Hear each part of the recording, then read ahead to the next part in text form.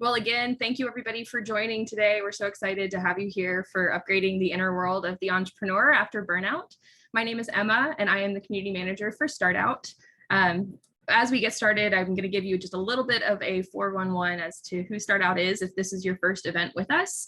And then I'll turn over to our moderator, Damon, to just start our conversation off. So if this is the first time that you've joined a StartOut event, StartOut's mission is to increase the number, diversity, and impact of LGBTQ entrepreneurs, to amplify their stories, to drive the economic empowerment of the community. We have various places that we have reached in our past 10 years as an organization. In that time, we've built a community of 17,000 members, and we support over 300 plus entrepreneurs every year. We're all about networking, we're about entrepreneurship, we're about community. So if you're a founder, just know that we do provide individual support through community events like this one, but we also have one-on-one mentorship and one-on-one office hours. We have a 6-month accelerator program called the Growth Lab, and they are just reaching their midterms for cohort 8 this month. And we also provide investor connections and an investor network. Of course, none of this would be possible without the support of our valued sponsors. So as a quick plug, thank you to the StartOut sponsors that allow for us to host these events for free, to bring in the community, and to engage with each other. Without further ado, I would love to turn this conversation over to Damon, your moderator today, and we will make sure that each of our event speakers are introduced. Damon, take it away. Hey, thank you, Emma, and thank you, StartOut. What a cool opportunity to get to talk and see so many people from all over the country, I think all over the world, be part of this conversation. I am honored to be moderating this panel this evening or afternoon, depending on where you are. And we're going to begin by just having each person introduce themselves and also talk about how they recognize burnout in their practice. So you can get to know us a little bit. And of course, feel free to answer questions or interact during the presentation, and we will get to questions as best we can. So as I mentioned, my name is Damon L. Jacobs. I'm a licensed marriage and family therapist in the state of New York. I have been working in private practice, meaning running my own business, since 2010, which many of you recall was kind of a very difficult time to be starting a private psychotherapy practice during the middle of the last recession. So I understand there's a lot of challenges, a lot of uphill climbs in that arena. I've been a member of the chamber, the National Gay Lesbian Chamber of Commerce now for over 10 years, and really looking forward to having a conversation here about finding ways to thrive, engage in self-care, and making sure that we are adequately addressing our own inner needs as we are continuing to address the realm of external needs professionally. So for this first round, I'm going to go in alphabetical order, but opposite, because that's like how I like to do things. I'm going to begin with Ingrid Thorpe. And Ingrid, I'm going to ask you to say a little bit about yourself, about the work you're doing, and how do you recognize burnout in your life, in your career? Hi, everyone. Ingrid Thorpe. I'm founder of Thorpe, which is an HR business practice. So I work with a lot of startups on executing their HR needs. So A to Z, I'm certified HR pro. So that's a plus, know what to do. And I think, as Damon mentioned, it's been a really interesting time to talk about burnout. This is the first time in my professional life where talking about mental health is an everyday practice, where 18 months ago, it certainly wasn't. 5 years ago, it absolutely was not. And 10 years ago, people would have looked at you like, what's wrong with you? And so we've seen this evolution in terms of identifying the needs of folks in the workspace so that they can function at the highest level. And so actually today, I thought this would be kind of like the fun mug to share with everyone. So I don't know if you all can see, this mug is like the get ready mug. And on the other side, it absolutely says, ain't too proud to beg, right? It's from the Broadway show, but I think it was aligned with what we're talking about. We are culturally conditioned to be super competitive, we're the rainbow sheeps of our family. We're entrepreneurs, making us double, like, uh, entrepreneurial, energized, and competitive. And that's actually not necessarily a sustainable business model. When you're leading your own charge, you need folks to help support you. You need to find those spaces where you can identify, am I close to my limit? Have I reached my limit, or should I have stopped like 6 months ago? Like, what am I doing? How am I managing? And one of the ways that I find it shows up is really when I can't get the things done that I want in the amount of time, means I've said yes too many times. And there is a power in saying no. I know that in entrepreneurial mindset, we're yes, sure, I'll do it. Yes, I don't know how to do it, but I'll figure it out. Yes, what else can I take on? Oh, I want to learn this other thing, and I need to know more about that. And sometimes being still is the biggest challenge that we can present to ourselves, and also the way that we self-talk, being kind to ourselves in terms of what how often have we said, oh, that was so dumb, I'm so stupid, I can't believe I did this or that, and really beating ourselves up. And so I think just positive self-talk, you know what, next time I can do something better, learning from every misstep, just knowing that perfection is a direction. It's not the thing, it's part of the journey, right? And so here we are doing that. But I find that when burnout is showing up is when I'm not able to enjoy 90% of my days. Thank you. Beautifully said. And I'm taking notes because I know you're all saying incredibly brilliant things that I want to come back to. Jem Millett, will you please feel free to unmute and share with us again some things about yourself and how you recognize burnout in your life? Yeah, so my name is Jem, and I'm the founder of Good at Work Club. So I work with self-identifying women who want to kind of be ambitious and take their career development, professional development into their own hands. So we focus on skills. We have a community of other ambitious women, so we can challenge blind spots and really work together to show up as our best selves at work and really understand how to climb a ladder, because promotions are not handed to you. So yeah. And as an entrepreneur, I am very familiar with burnout because I was, like many, doing a 9-to-5 and a 5-to-9. I was not lucky enough to be able to break away from my 9-to-5 while building Good at Work at first. So it obviously shows a high risk of potential burnout that way. For me personally, the first sign of it is my integrity fails. I start not showing up for my own self, whether that's showering, eating, working out, stepping away, doing the work I said I would do, showing up for my clients 100%. Somewhere the integrity, I start letting myself down. We're the first people to let ourselves down, and we'll keep up the bargains for everyone else, but we'll let ourselves down. And that's when I start noticing, you know what, I'm either past burnout or approaching burnout because I'm not taking care of myself right now. Thank you, Jem. Thank you for that. Wow. Okay. Anthony Catalino. I hope I'm saying your name right. Yeah. Anthony Catalino, take it away. It's like the island off the coast of California, or the dressing, but it's masculine. It's with an O, not an ah. Yeah. Hey, everyone. My name is Anthony Catalino. I am an entrepreneur myself. I live in Hudson Valley with my husband and our 2 terriers. And I personal freedom coach. I help gay men particularly, even though my overall goal is to help revive humanity, like bring us back to life.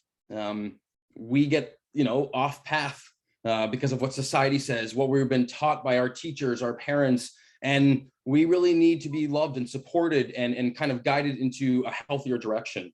And so instead of a life coach, which I did for years, I like to consider myself more of a personal freedom.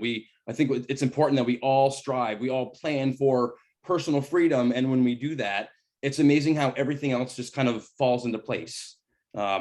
Relationships, business, your wealth increases, your happiness increases. It's kind of amazing. So I particularly love to work with gay men because I'm a gay man, and we work on upgrading their inner world.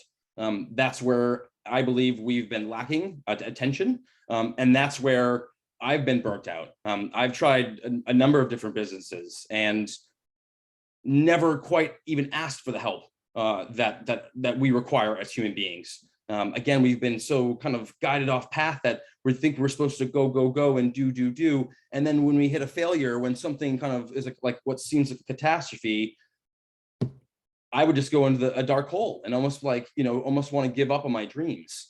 And then at some point come back to life. And it's almost like everything I tried and worked towards eventually came down to one, principle or one big goal, and I'm finally living it. So I feel like I've aligned more of my actions with my intentions. I've done a lot of inner work. I just turned 40 and I feel like I'm 25. So the proof is in the pudding. I'm not sure if that's the right thing to say, but you give effort, there's support, here that's around. And it's very important to reach out a hand and ask, and you will get it. So I'm super stoked to be here. We don't deserve to burn out, but it's part of it. It's almost like we have to remember that like failure is part of the process. And it's there to help you grow, to learn, stand taller, and ultimately rock the living daylights out of your life. So beautiful. Well said. Well said. I have I know for me, I've hit burnout a few times in my career, and it's typically when I've been working, not taking care of myself and working for other people. I know the first time I really hit the wall was when I was about 28 years old, living in San Francisco. I know we have some San Francisco people here, but I was struggling to not only get internship hours for my therapy license, but those don't pay you anything. So you still have to work a job in addition to internship hours. And I also had a very dear person to me living and then ultimately dying of AIDS. And I was his primary caretaker. And I just didn't really understand what the magnitude of what that meant when I was 28 years old. I didn't understand what it was like to actually live in the house with someone who dies in that house and what it meant to be a caretaker. I thought I was like, oh yeah, I can handle all this stuff.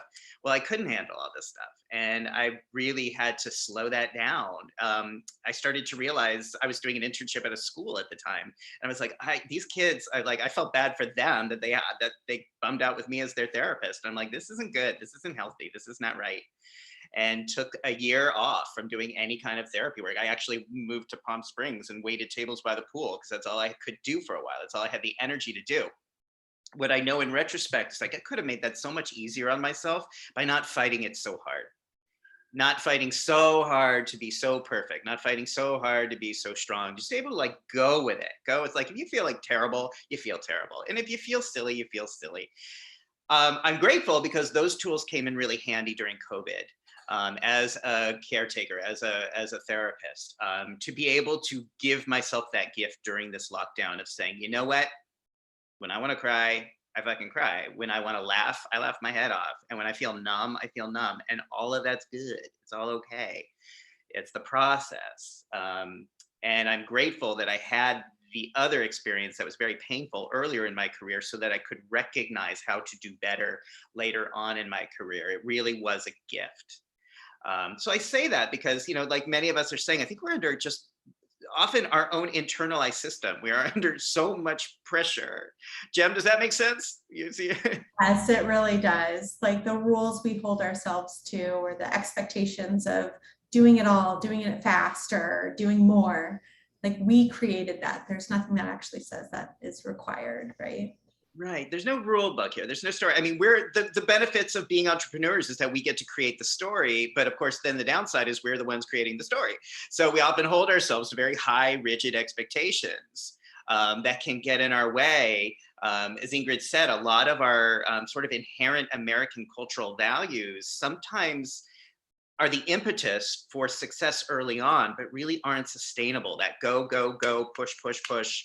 day in, day out, isn't really sustainable in the long run. And I just think that the more we talk about these things, the better off we can be as business owners who are being proud and trying to do good in the world. Ingrid, you want to say more about that? Or?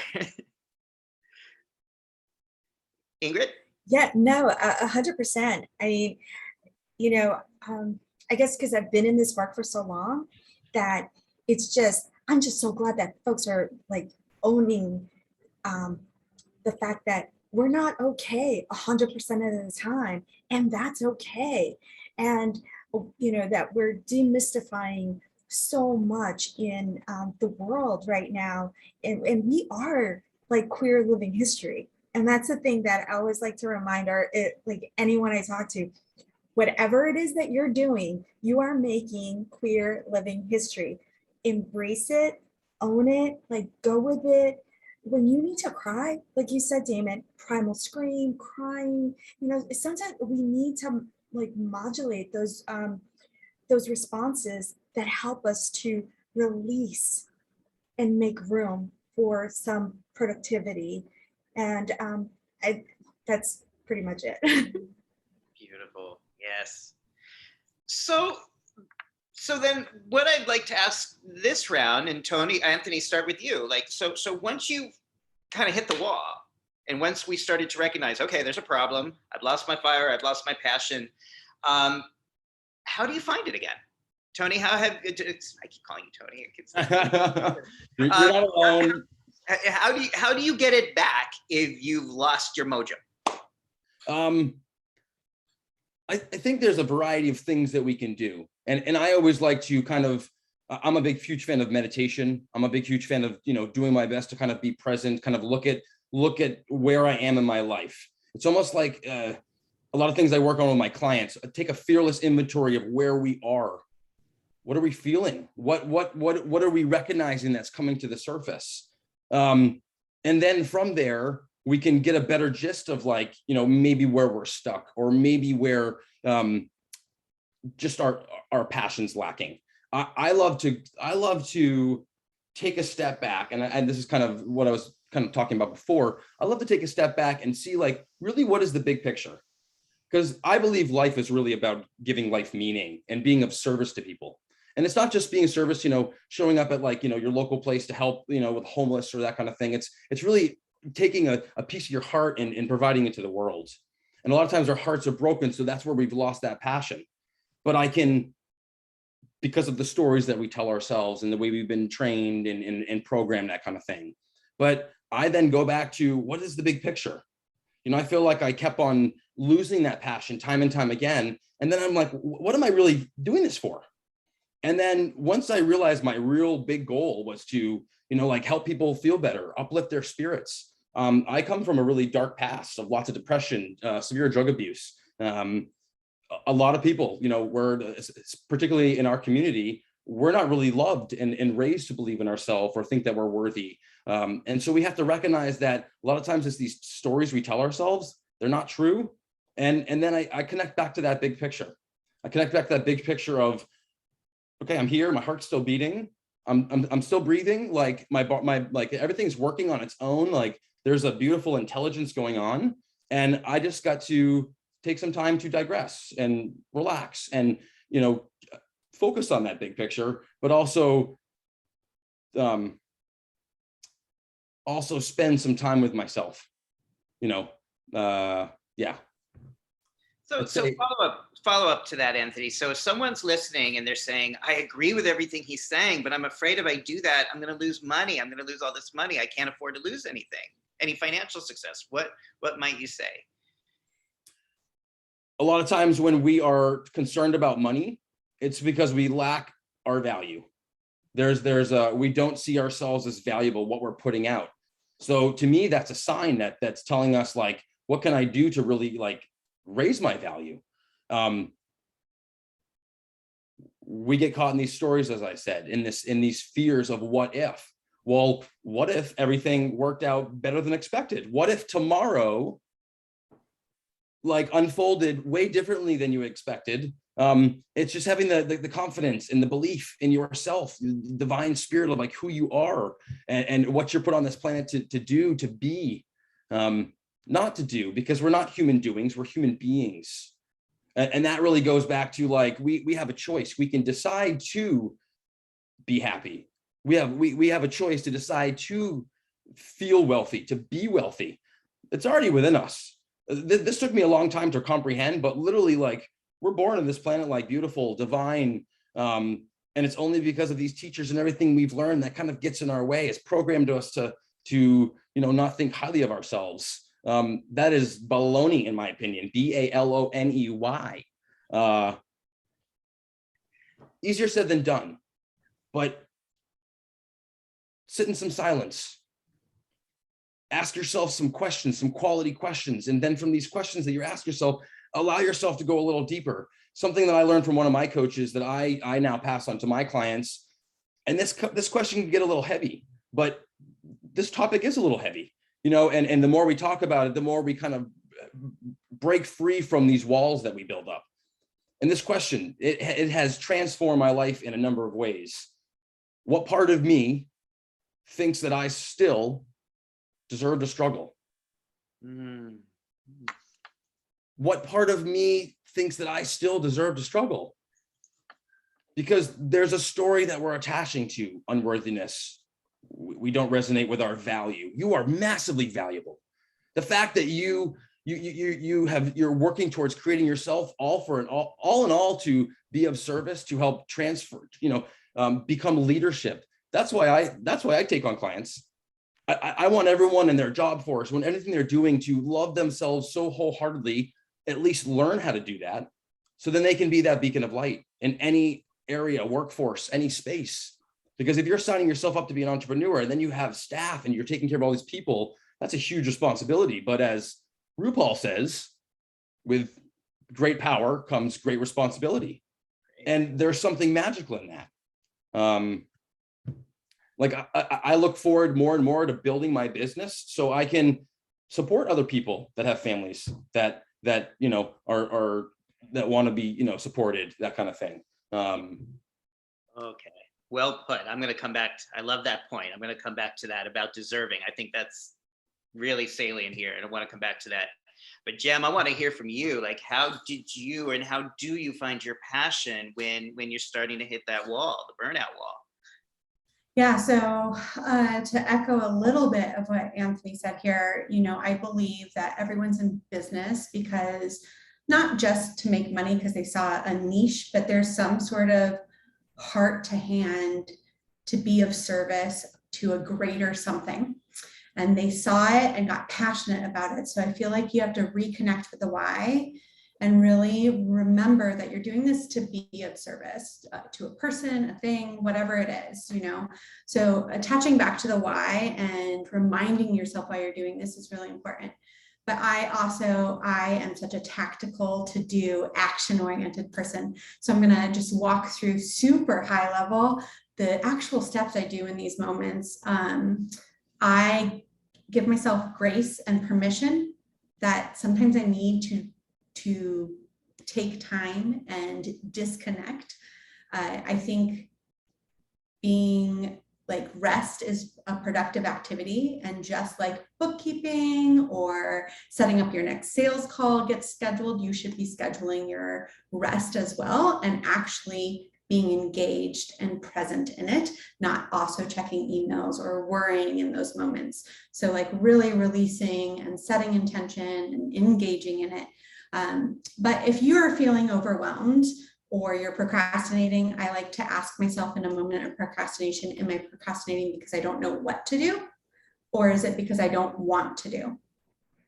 And if it's because I don't want to do, let's go back to our why and see, like, is it necessary? Because sometimes we have to do stuff we don't really like doing. So like, just get to it and get it done. But in overwhelm, I like to take a moment and kind of ask myself, like, why am I overwhelmed in this moment?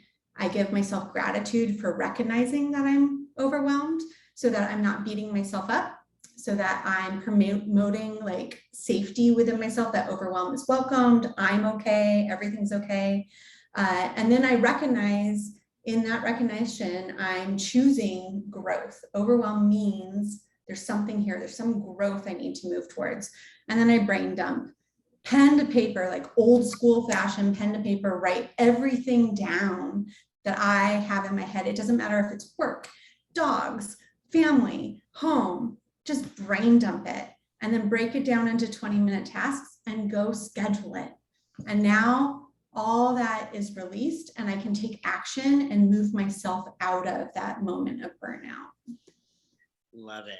Love it. And I love that that is so tactical and practical. So same follow-up. So if someone's listening to this and saying, that sounds really good, that sounds great, and that makes total sense, but I'm afraid if I do that, I'm going to lose money or slow down. I can't slow down because I'm going to lose money. What would you, Jem, what would you say? I want to challenge why you think you're going to lose money. I really believe that our own mindset sometimes gets in our way. There's no proof that you have to overwork or live in burnout in order to make money. There's plenty of proof, Tim Ferriss, many other people that were able to be successful on their own terms. So you're creating the terms, you're saying you can't be successful or you'll lose money. Why? I love the way Anthony worded it. I wish I was that eloquent. But yeah, what part of you thinks that you have to like work yourself and grind that way or else you'll lose money? And I do also understand that there's real, like sometimes it really does happen. Like if you're going to close for a week, you won't be accepting revenue, but that doesn't mean you're going to lose your business or you failed or anything of that nature. I also think there's an opportunity to look at, is it time to hire? Is it time to train? Like, what are the other possible solutions here versus just losing money being the only solution? So Jem, you just hit on for me has been the hardest thing for me as an entrepreneur, as an independent person, is to know when to ask for help. I'm really lousy at it and I've really been working to try to be better at it. And you're right, there are times when I think it's so important, and it's I hope people, again, I really hope people think about that. And it's tricky. Like, how do you know when you can start paying people and actually pay them consistently, or just at least ask for someone to give you some support when you need help? Yeah, it's internship season, y'all. So yep. We'll get some free help. Yes, so help. Ingrid, thank you. I'm so glad you're back. So we're just still looking at this issue. How do we get the passion back? How do we get that fire back if we've lost it or lost aspects of it or hit that burnout wall? And just make sure you unmute there. I think probably one of the best things we can do is, can you hear me? Yeah. Mm-hmm. Oh, okay. I think one of the best things anyone can do, whether you're working at an organization, you're working for yourself, and you're all of a sudden responsible for the livelihood of others, I think that's also drives a bit of that burnout, that never say no mindset. It's always yes. What else can we do? Because we need to keep folks, chugging along and getting paid. But I think probably one of the best things that anyone can do is release. Like, seriously, sometimes just being still is the hardest thing you can do to figure out how to move forward. Because when you're so busy moving forward, it's hard to absorb, is this motion forward even effective? Is it worthwhile? How is it going to help me down the road? And I think it is really important to kind of put, I guess, pride, ego aside and ask for help. Also, something I find very useful is just note to self on your phone recorder. Like, talk to yourself about stuff if you don't want to talk to anyone until you're ready. But I think that's one of the things that I find really useful. Thank you. Yes. And in my profession, it's tricky because we're kind of going on two levels. There's the healthcare aspect, and sometimes there's inherent burnout. And I actually wrote about it. I'm going to do a shameless plug here, but I wrote about a book about the word should, because in my experience in mental health, especially, a lot of burnout comes from thinking people should be doing something they're not, or thinking, oh, my patient or my client should be better by now. I hear that a lot among therapists, and that leads to resentment. That leads to anger after a while. It's cumulative. And so working with people on that realm is, you don't know how anyone should be. You can't judge anyone for their growth. You can't judge someone because of where they're at or where they're not at. If they've been in recovery and they have a slip, or if they're doing well and they lose a job, it's like, you don't have any right to judge or place your should on where someone's at with their growth in this world. And so there's that level in healthcare that we deal with, but then there's the business stuff that we're all talking about too, is just the day-to-day operations that are challenging. And I think I do a lot of what I just want to echo what Anthony was also talking about. And Jem was just thinking about connecting to a higher power, connecting to a greater source. For me, the work I do is very spiritual. And I know that's a ubiquitous term people throw around, but what I just mean is, like, I think the only reason I'm here, or we're here, is to make this messed up world a little bit better than how we found it. And there's a million ways to do that. But as long as I'm connecting honestly to that higher power and saying, okay, am I creating or contributing in some ways? And some days that's a lot of stuff. And other days, all I can do is, like, sit on my couch and eat ice cream and watch Golden Girl reruns, and that's okay too. Those are all like parts of like that, keeping the machine going. And I've learned to give permission for that. That's how I continue to maintain that fire and that passion, and to step back when I need a break. And fun, by the way, that's the other thing. Anthony, you mentioned turning 40 and feeling 25. I just turned 50 and I feel like a teenage boy. And part of that is because I really learned to have true respect for fun, which has been hard to do during the pandemic. But, to really respect the role of fun, which I didn't really have a lot of as a child or as a real teenager. Now I honor the placement of fun in terms of how I engage in my recreational time with friends, social situations when we can have social situations. That really also continues to nurture my passion and interest in continuing to keep things going. So, and it's an ongoing process, I think, for all of us, right? So Ingrid, yeah. I just wanted to add, absolutely, fun is so important. I think also within the queer community, I think that because we haven't really had many role models of, how to model a healthy queer relationship, as Anthony alluded to, so much of the culture, queer culture is founded in bars, in these dark spaces. And now here we are in 50 years post Stonewall, and how are we engaging? I just wanted to add, one of the things that I've gotten really involved with in terms of fun is intergenerational fun, and that is doing outreach to seniors within the community who may be living alone. And so one of my favorite things to do is take one really cool, badass, queer, sex therapist from like the 70s. I love her to bits because she's amazing, and I learn something from her all the time, and take her to museums every month. And so that's a way to keep her connected to me, to everything. So Love that. Yes, Anthony. And just to riff off of that, because you talked about fun, and like that makes me think of like imagination. And so the opposite spectrum, Ingrid, I love to spend time around kids. I don't know if I want any of my own because I can give them back. It's my own choice, but I love spending time with children. It brings out laughter, joy, fun, this using your imagination, because I think ultimately most of us take life too seriously. I think we beat ourselves down so much because we put so much pressure on us, when like we're on this planet to like have an experience and like grow and learn, and I know this, like a lot of this seems like easier said than done, but we can start somewhere. Like I admire hanging out with children because I use my imagination. I've read a lot of books that talk about how like imagination is key. If you can imagine where you want to go in your life, and because literally our minds don't register the difference between whether you're standing in front of the Eiffel Tower or you're just thinking it inside your head.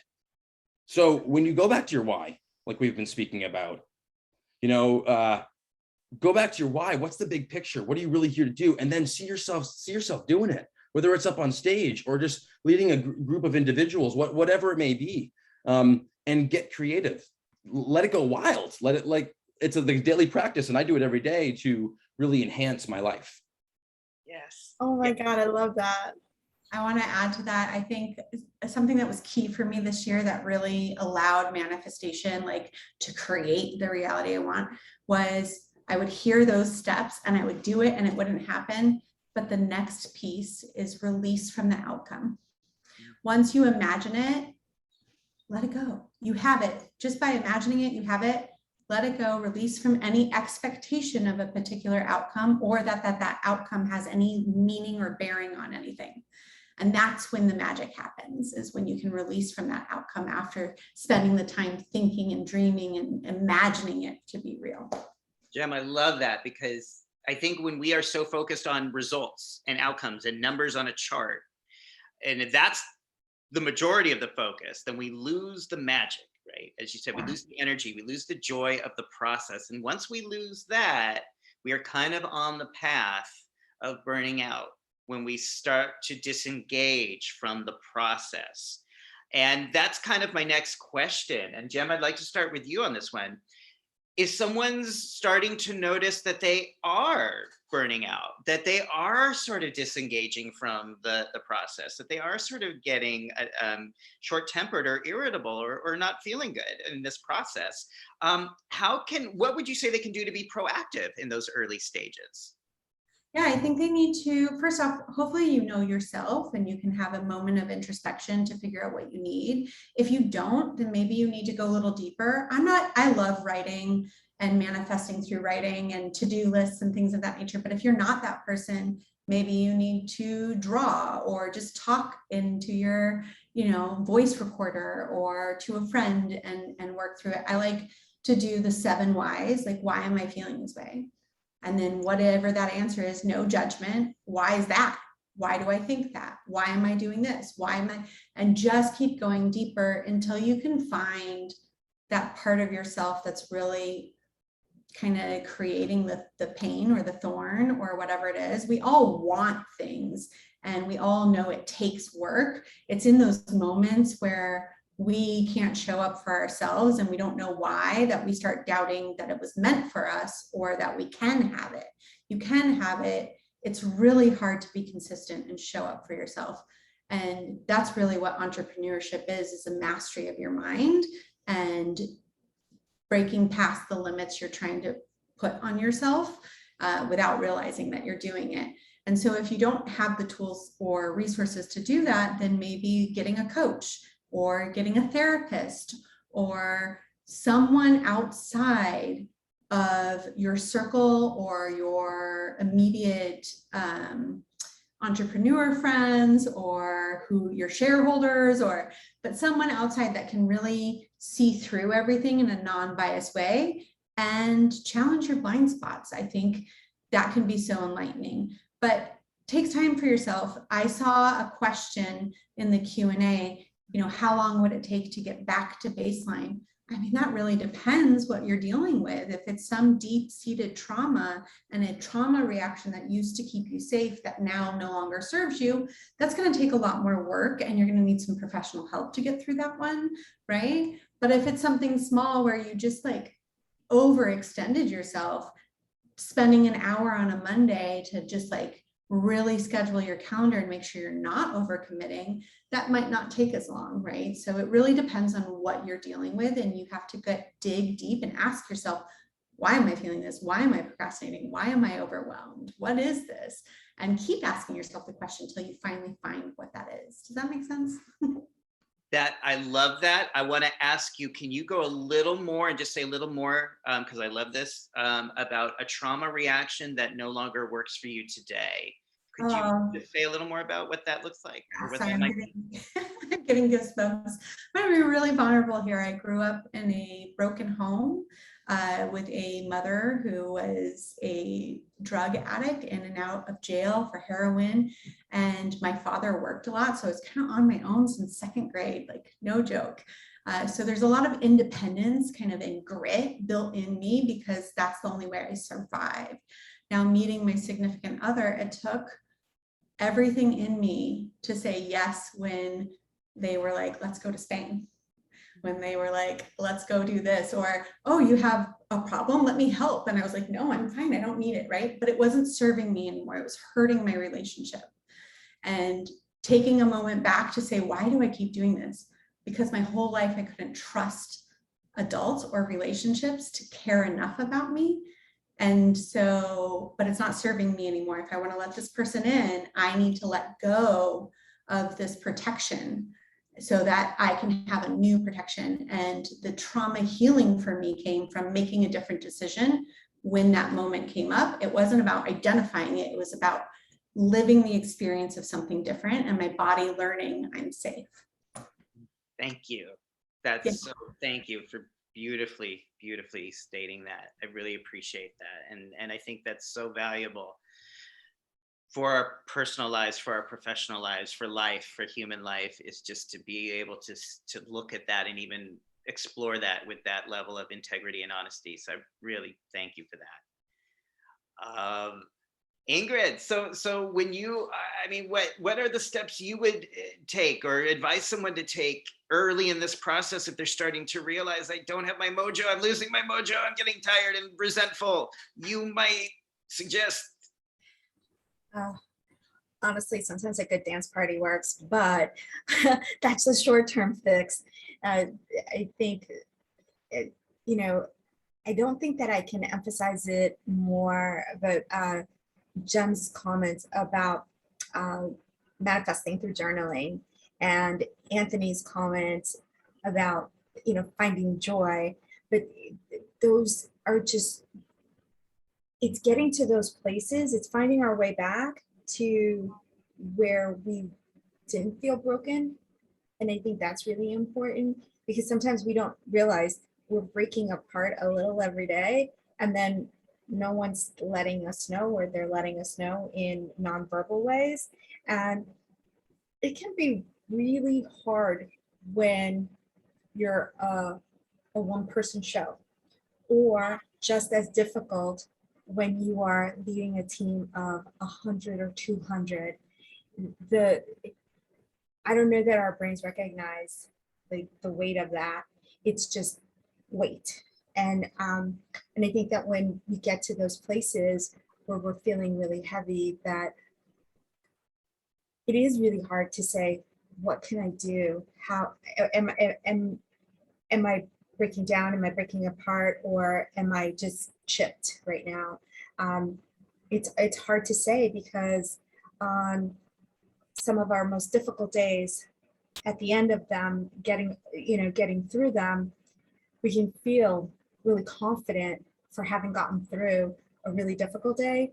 And then on a decent day or a good day, the littlest thing might just mess with our heads, and where do we go from that?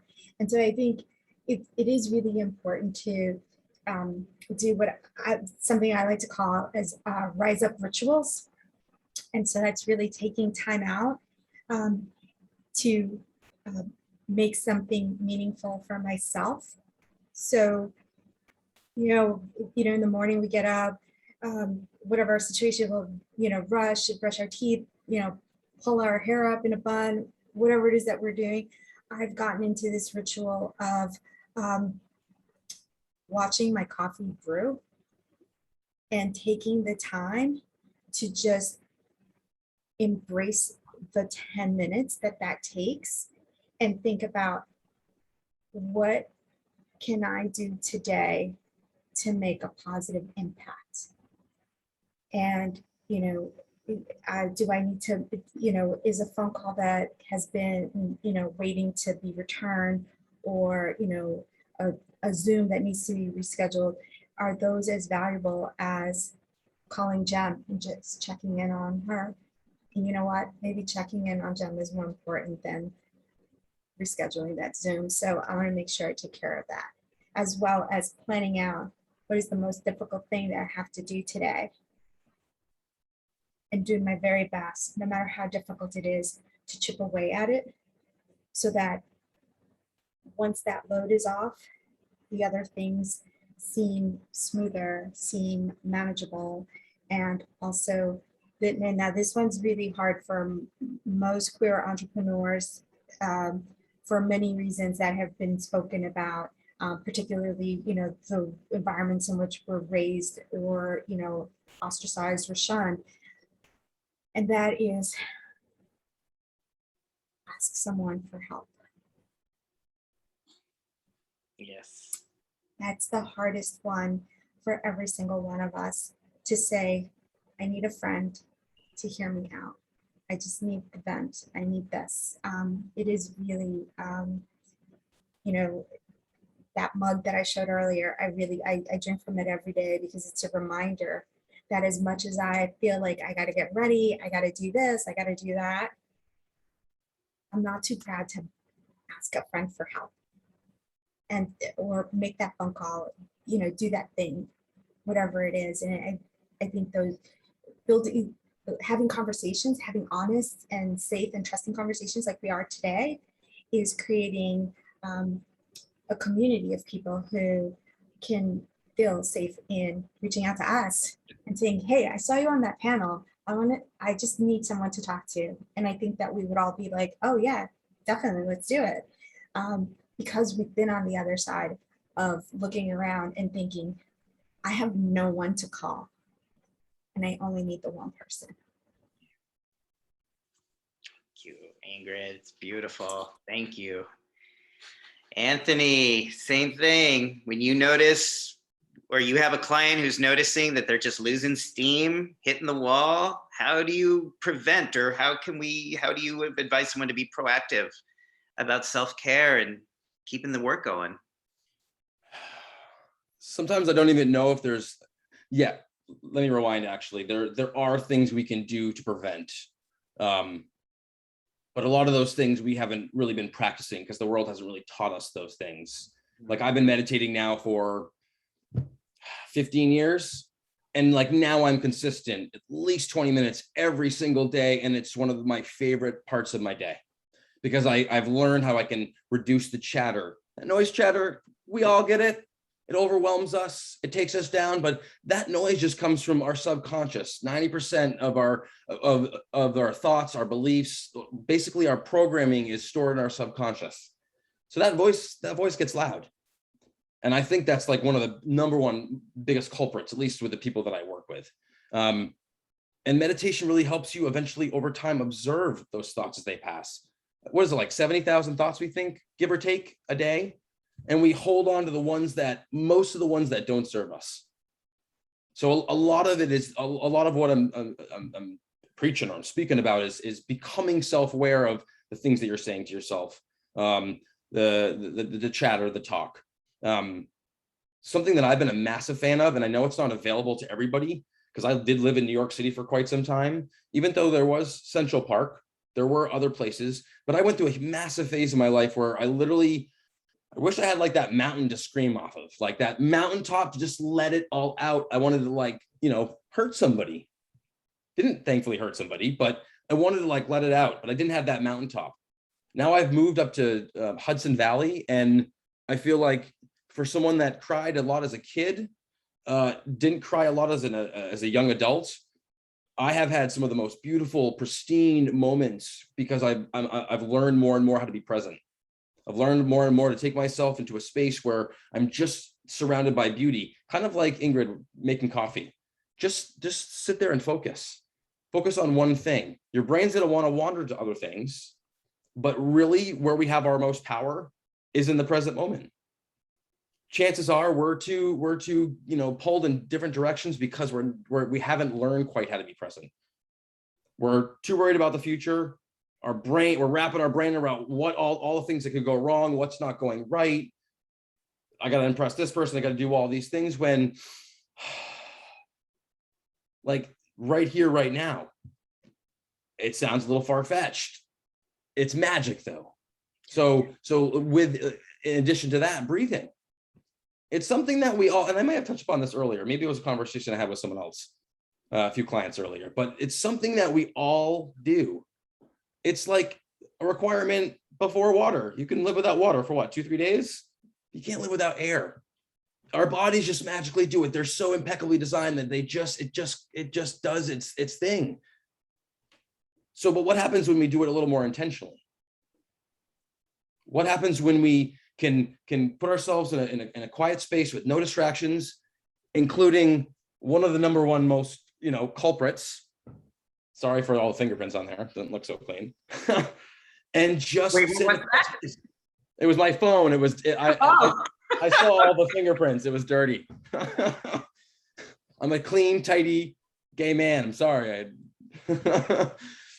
But just to sit in that space and just breathe, focus on your breath. It's something I love to do on a daily basis. And I have to remind myself because I'm not in the best rhythm of it. So it's not quite a habit yet, but box breathing, where we sit in a quiet space and for at least 10 minutes, you deserve that 10 minutes. Fill your belly with breath, deep breath, fill your belly with air. Hold it for 4 seconds, hold it for 4 seconds and allow it to collapse for 4 seconds, and do it over and over again. It's again, it's one of those things that magic happens.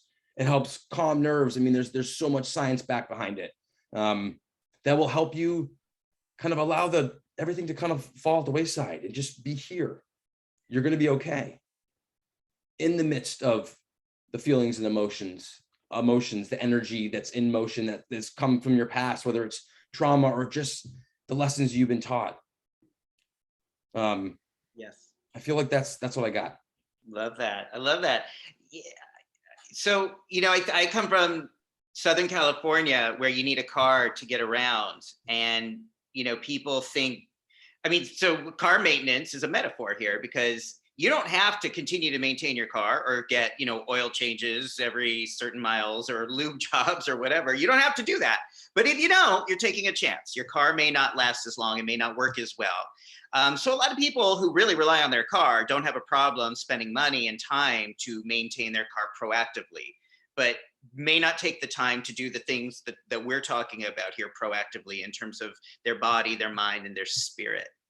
And that's where I come into this with, especially when someone's in the early stages of noticing they're not quite there the way they used to be, or they're really far down the rabbit hole of like, I don't want to do this. I don't even want to go into my office anymore. I don't want to do this anymore. It's like, if we can return to those basics of body, mind, and spirit, then we can often get back to that passion, that energy that we started with. Body is often exercise or diet or sleep or all the things we've talked about in terms of taking care of the vessel. The spirit for me is just saying like, well, why am I here in the first place? Why am I even still alive? And why am I here to show up? I've been given an opportunity to serve. What is that about? And then, the mind is, Ingrid was saying earlier, it's like, well, we can really, really focus on the negative thoughts, the toxic thoughts. I know, like I in my own mind can laugh at myself because I'm like, well, I got through COVID and the hardships of the pandemic, but if I am in a building where the elevator's not working now, I get, this is so wrong. Why is this happening? I'm like, dude, come on. You just got through a pandemic. You're really going to freak out about an elevator? And I know how silly that is. And I'm able to recognize that I'm so ridiculous sometimes and laugh about it in my own head. So it's just that awareness of saying, okay, body, mind, spirit, every single day, something, anything to nurture these different realms. It doesn't have to take a lot of time. It doesn't have to really take a whole lot of effort. It's kind of become more automatic now over the decades. But that to me is kind of maintaining the vessel, maintaining the rental that I've got for this period of time, so that I can continue to show up and serve the way that ultimately really provides me a lot of joy and fulfillment in my life over time. So there was a question in the chat that I think, and I don't know if I lost it already, and I don't know where it is, but I want to get back to it because it was really good. Earlier, Jem mentioned, and we have all talked about asking for help and knowing when to ask for help and how that can often be difficult. But I think someone asked somewhere, how do you know who to ask for help? How do you know the right people to ask for help? Or how do you know who? Anthony, do you want to start with that one? Like, how do you know when you need, if you decide, okay, I want to ask for some help, how do you know the right people to ask for? The first thing that comes to mind is someone you trust. I fully agree that we don't all have people that we trust.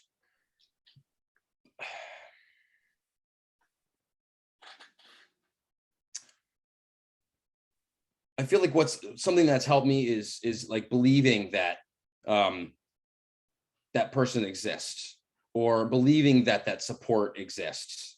I was, stuck between a rock and a hard place for a little while, and I imagined myself being around a group of individuals that were in it to crush it, that knew they were limitless, that knew that like everything in, a lot of things in that hold us back are here, and I have every opportunity to reprogram that, because we're like a computer.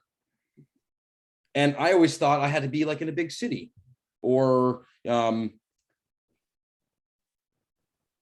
and that turns out it wasn't the case. Before you know it, because I had given enough thought and enough attention, and I asked for help, like we got spirits, we got energy around us. Like we're part of this like divine intelligence that exists in the world.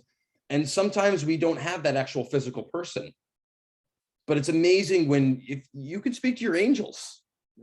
I mean, I was hanging out in Italy for 6 months, and I gained this fear that I was going to get busted. I was there not legally, but my family's Italian, like my ancestors, my cousins, and I was doing nothing wrong. And maybe this is spilling too much information, but I was in this space where I literally developed a fear. I developed it in my mind that they were going to like send me home, even though there was no reason. It was almost incessant. It was kind of crazy, which is most of the thoughts that we make up about what could happen. And my mom out of all people was like, talk to your angels, talk to your spirit guides, whatever you want to believe, whether it's your, say a little prayer. And literally I would have conversations. I walked to work 30 minutes, I walked home, I would have conversations.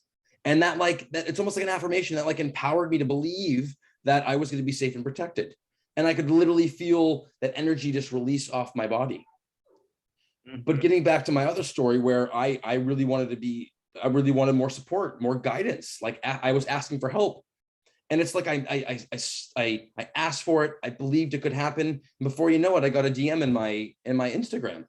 And I've now been in this brotherhood for about a year and a half. And it's changed my life. It was it was different than I expected. It didn't come from it did come from a person, but it was through the internet. And now these people are like family to me. I've built relationships with these family, and people keep on coming and going. And I think sometimes all we have to do is really ask ourselves, trust that we'll get an answer in the case that you don't have someone you can reach your hand out to. Otherwise, I would say someone you trust, someone that is willing to have a conversation with you and listen. Yeah. Okay. Beautiful. Jem, what would you say? I think this was a question we got earlier based on what you were saying. How do you know? How do you know the people to trust? How do you know the right people to ask for help? Yeah, so I mean, I maybe foolishly believe in humanity. And so I believe if you ask, it will show up. I don't think it has to be the right person. I think if you spend too much time questioning if it's the right person, we lose the energy, momentum, and ability to do it, because we're just questioning whether or not we can do it. You can ask anyone anything. Obviously, I'm not talking about the stranger, on the side of the road, but you should be on LinkedIn. You should have networking. You have StartOut. StartOut is a huge community. People have done it before, right? So reach out to the communities. There is no story or truth to asking for help means you're less than. There is no such thing as I should have known this. Like, instead of should, say how could I know this? How could I find this out? How could I, and it really is just ask. You're not a fool for asking. No one's going to judge you for asking. And if anyone does, those aren't your people anyways. No one is meant to do life or business alone. Beautiful. Beautiful. Ingrid, how about you? How do you know? Well, Damon, you've known me for so many years. I believe in energy. I believe in the energy you give, the energy you share, the energy you take. And I think that when when you're looking or you're needing someone, you can sense the person who can help you, whether it is your ancestors, your angels. I do believe that we are part of this magical universe, and we share our humanity, our energy, and you know what? It's sometimes the energy may not be there, so sometimes it's a no for now, because you never know when that person is going to come through for you down the road or in a different capacity. But I think being tuned into where others are as well, because it's very challenging to ask someone for help when they're not in a place to give it. And so being mindful of where is the, if I have a list of 10 friends that I know I can, my go-to friends, and I know, oh, this one's traveling, they're not in the headspace. This one is, under the weather. This one is going through whatever. And right now, and all of a sudden that dwindles down, and you know who they are, and meeting them where they are when you meet them in a specific way can be just as important as the ask. Yes. And, so Ingrid and I have known each other for like 10 years, and Ingrid is one of the people who I go to for questions or for help, or just sometimes a friend for support.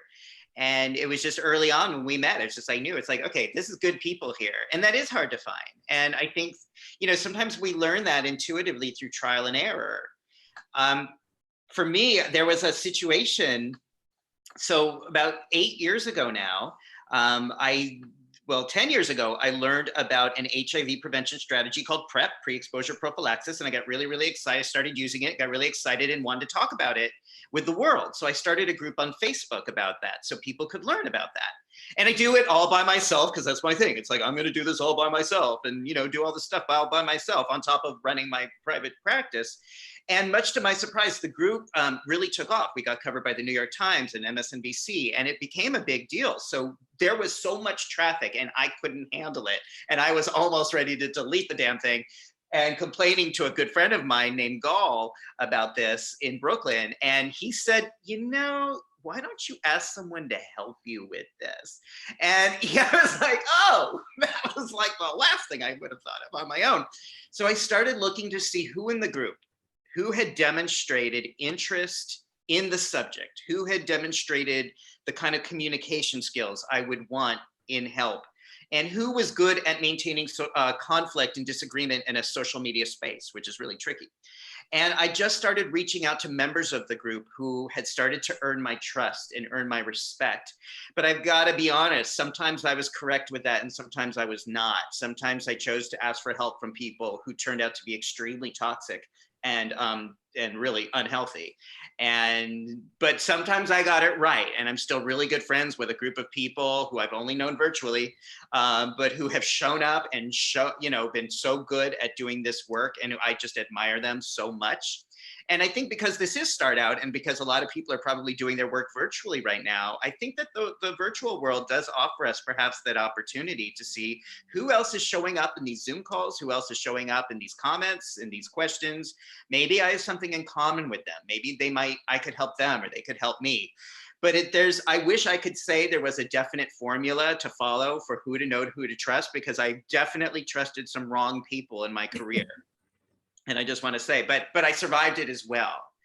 And I've trusted more people correctly than incorrectly. So I don't think there's a perfect formula, but I knew that if I didn't do it, if I hadn't even tried, I would have been burnt out and deleted the damn thing and would have lost out on a lot of great opportunities to teach people around the world about this HIV prevention strategy. So I don't know, it's really complicated. It's trial and error.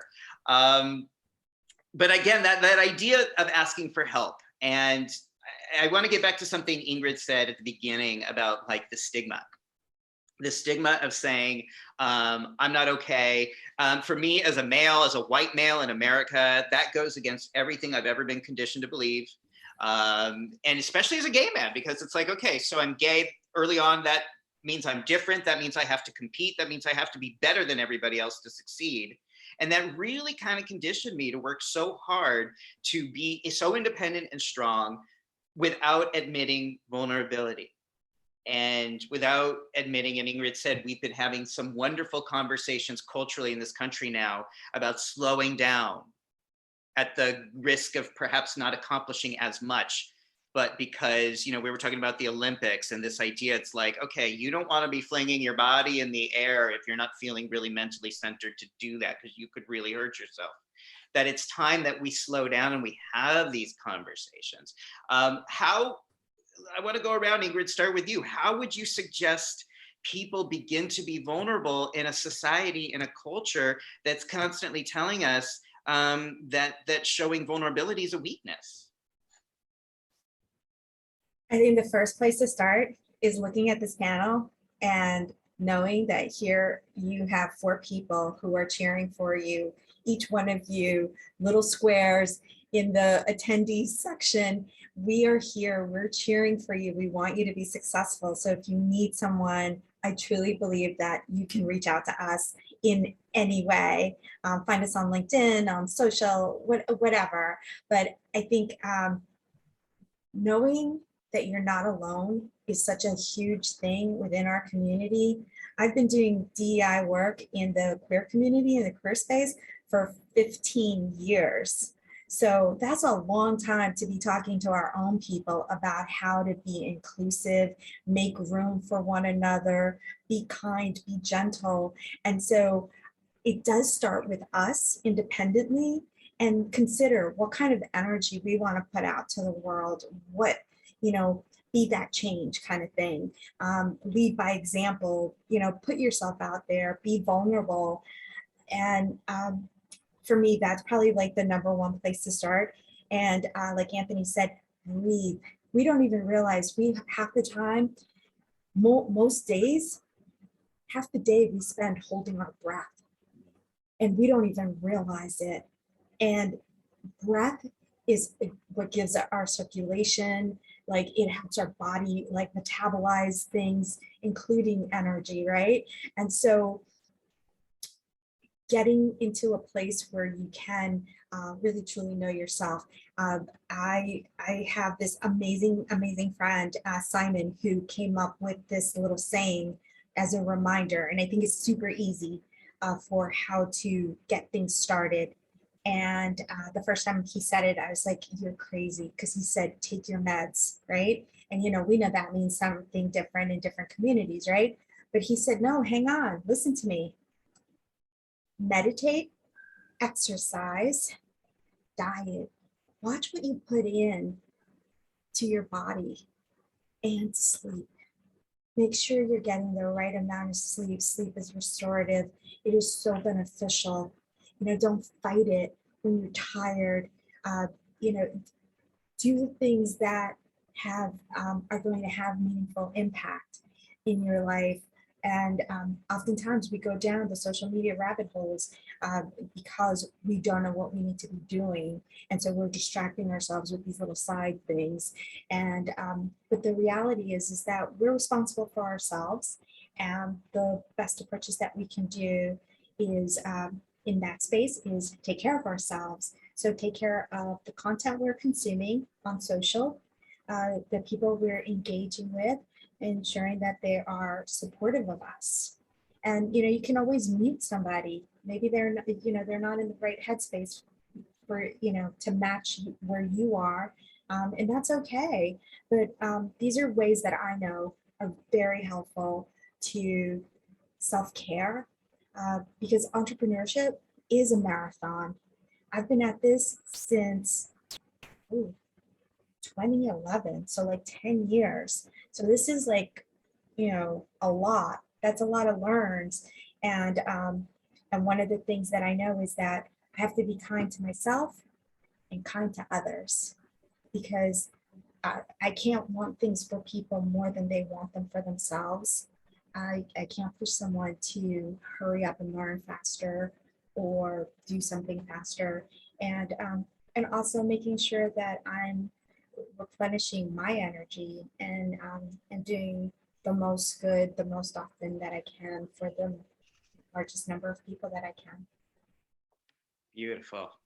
Beautiful. Jem, same thing, in a society that tries to tell us that it's wrong to ask for help or wrong to be vulnerable, how do you balance that with success and business success? I want to challenge that society didn't tell you that. You thought society told you that. And what I mean by that is we need to get out of the I, me, myself, and flip the script. So our self-talk is saying like, ooh, I can't ask for help, that I can't be vulnerable, I need to be strong. Well, flip it to, well, when Damon got up and asked for help, he was viewed as brave and strong. His vulnerability made him strong. So why am I saying my vulnerability doesn't do the same thing to me? My vulnerability also shows I'm strong, just like it did when someone else, my best friend, my mentor, someone I look up to, when they show this, it also makes me feel like they're relatable, not alone, brave, and strong. So by me exhibiting that as well, I'm stepping into my power, and that can be scary sometimes, but action brings clarity, and we just have to be brave and do it. It's not about it happening without fear. It's doing it in spite of the fear. I love that. Thank you. I love that. It's a different narrative that way. It's a different story.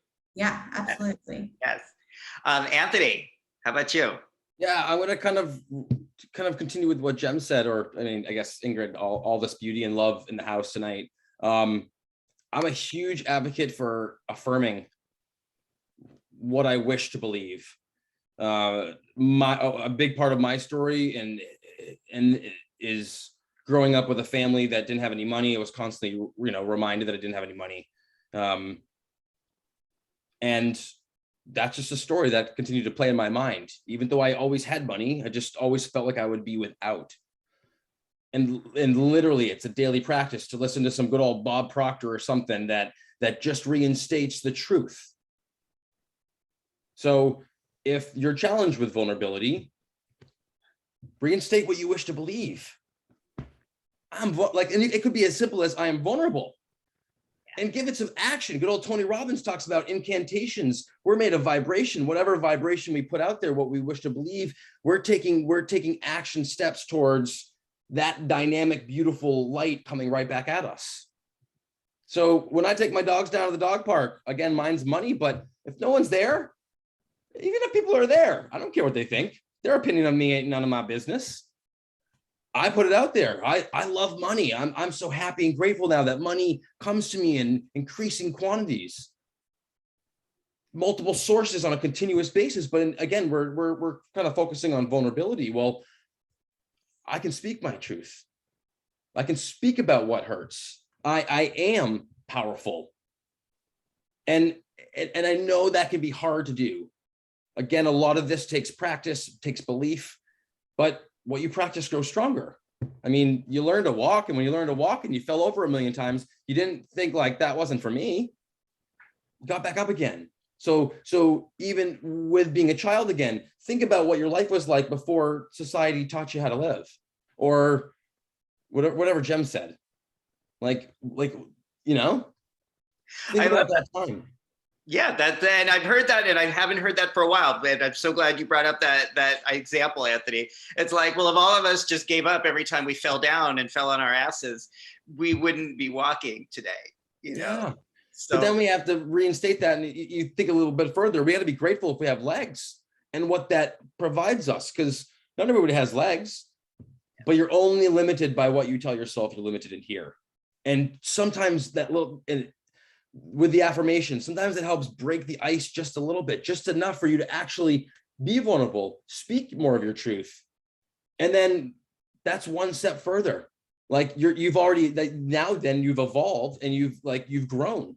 You've grown away from that darkness. You stepped more into that light, and it's just a matter of repetition. And again, when you practice, grow stronger. yes. You're meant for greatness. Right. When we practice that, we're literally doing mental reps in our brain. We're changing our thinking.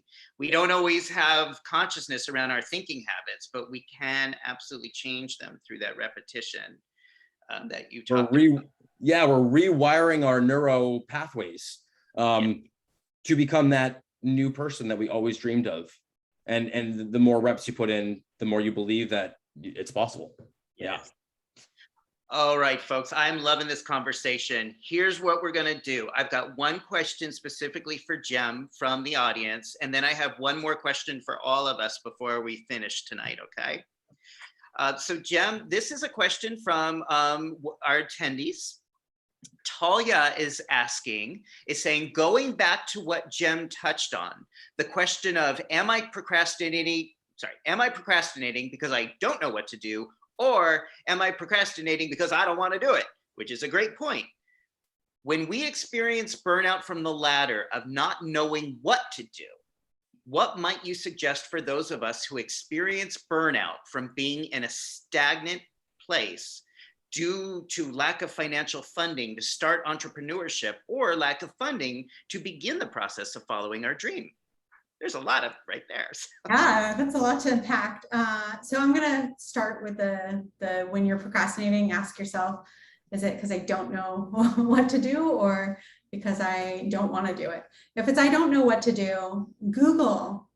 We live in a world that there's so much information out there. And look, I know not every source is trustworthy and algorithms feed you stuff that you've already heard, but like, go incognito and go to YouTube and look something up and watch 2 different tutorials from 2 different people and compare what's similar.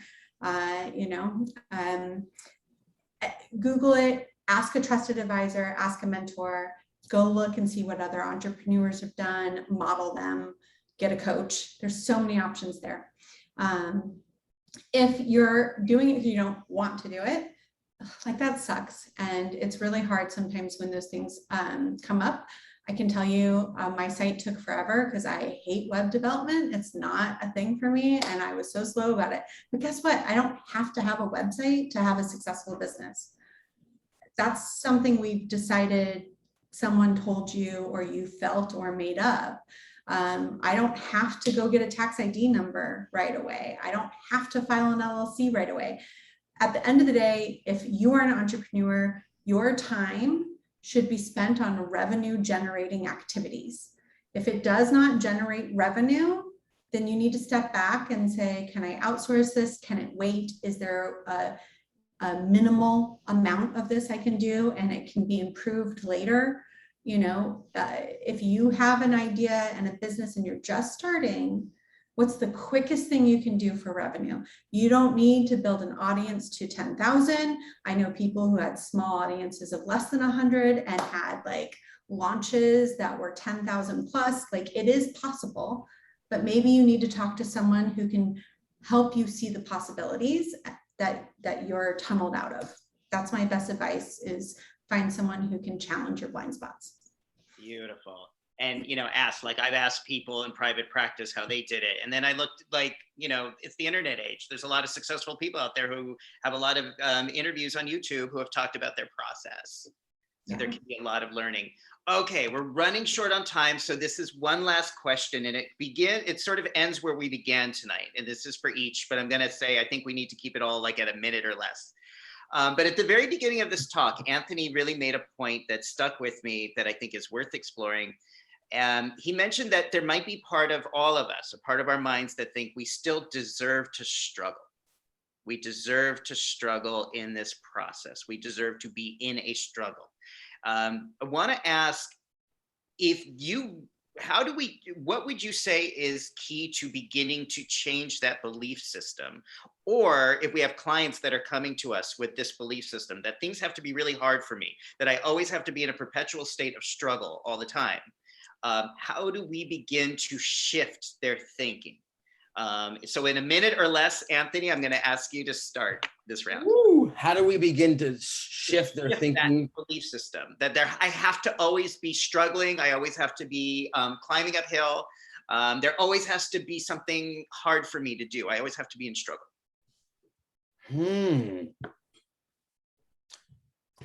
Sorry, I didn't prepare you for that one. Sorry. Oh, no. And I would just want to give it a minute. There's something beautiful about silence is gold in many more spaces other than the theater. So for all of you that like to talk at the movie theater. I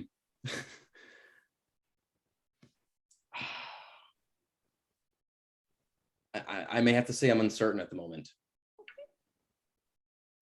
Yeah, I want to give a. That's beautiful, because you're showing like we don't always have to know the answers, or we don't always have to have answers for things, because I don't think there is an answer. But I just love that you're able to say, I don't know. And that we can talk to StartOut about, you know, how we can keep this conversation going, because I'm sure, you know, a lot of us are going to think about these things as in the days ahead. Sure. And I think my answer is just that. Think about it. Allow it to settle. Allow it to soak. Allow it to be. Yeah. Yeah. Okay. Ingrid, minute or less, how would you approach if someone says to you, I always have to be struggling climbing uphill? Oh, I think Ingrid might have froze. All right. So Jem, I think I'm going to take it right back. Ingrid, like that beautiful smile she always has. Okay. Jem, I'm going to take it to you. What might you say? You know, set some time aside and do the 7 whys. Like, ask yourself why you believe that. What is it? What programming? Like, even in it's the American dream, right? Grind and you can have it. That's like setting you up to think that you have to be struggling. But what if you took, after you figured out where that comes from? Was it school? Was it family? Was it what? Where did it come from? That idea, that belief. And then what if you just started reversing the belief? Just write it out, the opposite. After you've identified the why, now just practice writing, typing, saying the opposite. I really believe in manifestation in our thoughts and our words. Like, our thoughts become our words become our actions, and our actions become our life. And maybe you struggle with the manifestation of saying, like, I am vulnerable, or I'm worthy of riches, or whatever. Maybe that's your struggle. So my cheat is flip the script to, why am I so abundant? Why am I so vulnerable? Why am I so strong? Because you automatically have to believe it if you're asking yourself why you are. So if you say the words like, I'm so strong, and you can't believe it, and your like little chatterbox is like, no, you're not, and then shut it up by telling it a question.